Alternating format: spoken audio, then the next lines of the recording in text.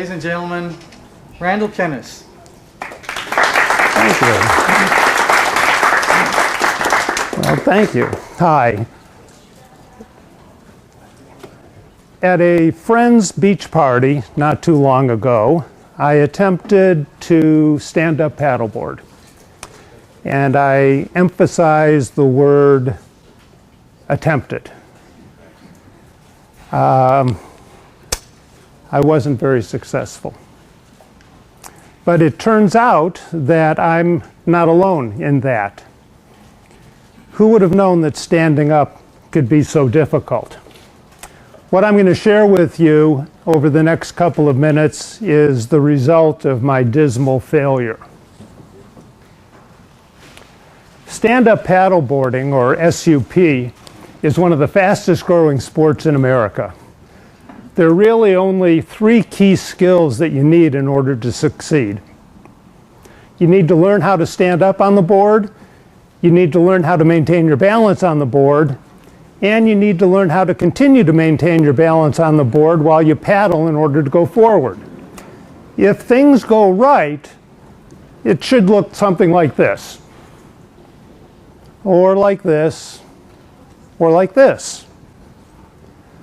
If things don't go so well, it's more likely that it's going to look like this, or like this, or like our friend Steve here, like this. So,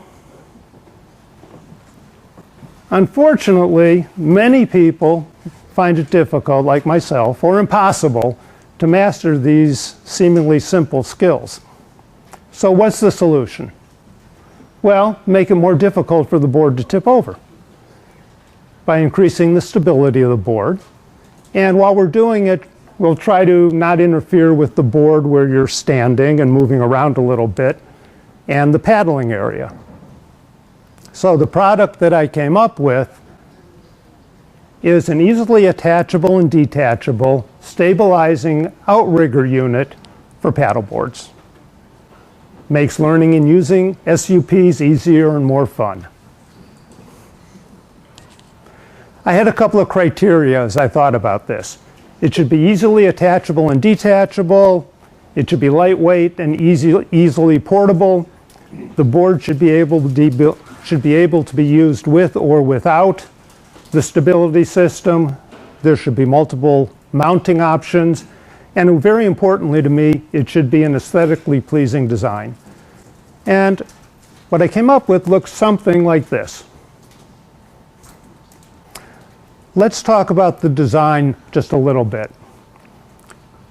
It's made up of a lightweight frame with pontoons, which quickly and easily attaches to the board. And when it's not attached to the board, it folds in half so that it can easily be stored and has easy portability. In order to test the concept, I made a model and tested it to see how well it worked. And if you'd count with me, it'll make it a little bit more fun. So I put weights on it to see how many it would take before it tipped over. 1, 2, 3. So without stabilization, it capsized with 3 weights.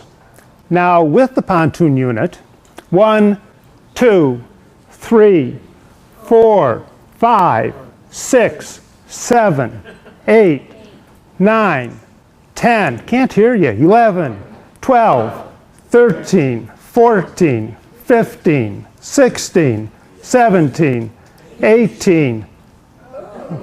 So it stayed afloat with 17 weights, capsized with 18. Quite an improvement. Mounting options.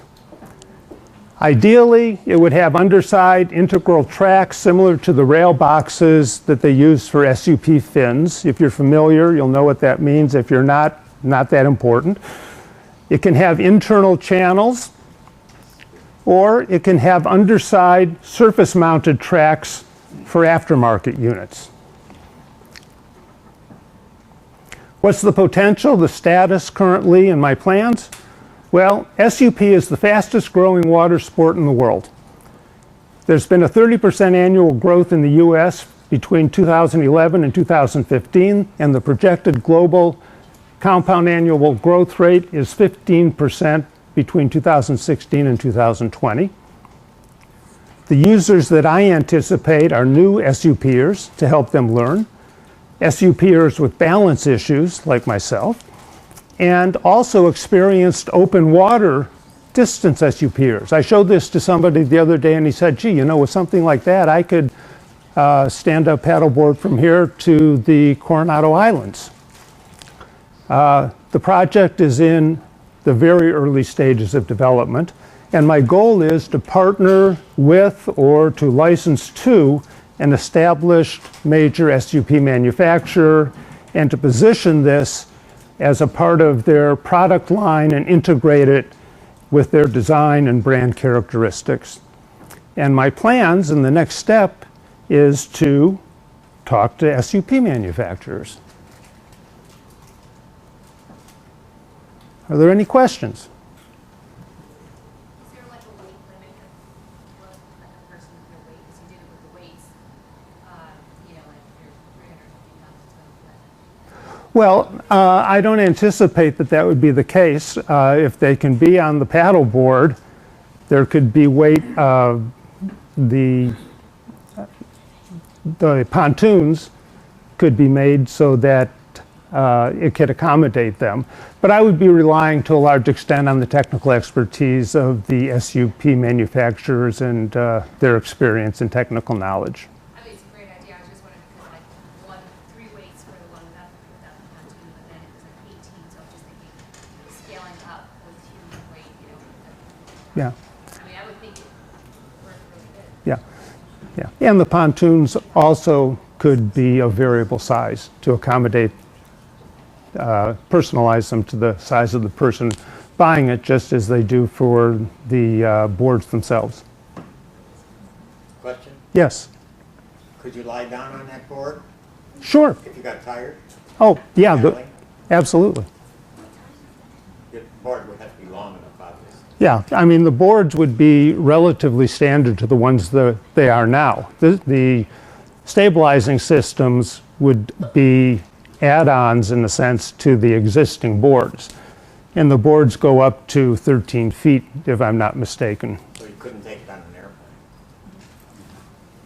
I think it would have to be shipped separately. Yeah. Chris is next, and then one more question. Have you built a full-size prototype? No, I haven't. Would you like to? I do that. Okay, I'll keep that in mind. Flash advertising, not allowed. Thank you. Next. Sean. Just curious, what material do you anticipate using for the? Well, again, that will be to be determined. It could be high compressed PVC, it could be EPS, it could be carbon and nylon, it could be any of the materials that are used in the boards. It could be a hard plastic, hollow, it could even be inflatable. You know. And that's our last question. Thank you very much, Randy. Okay.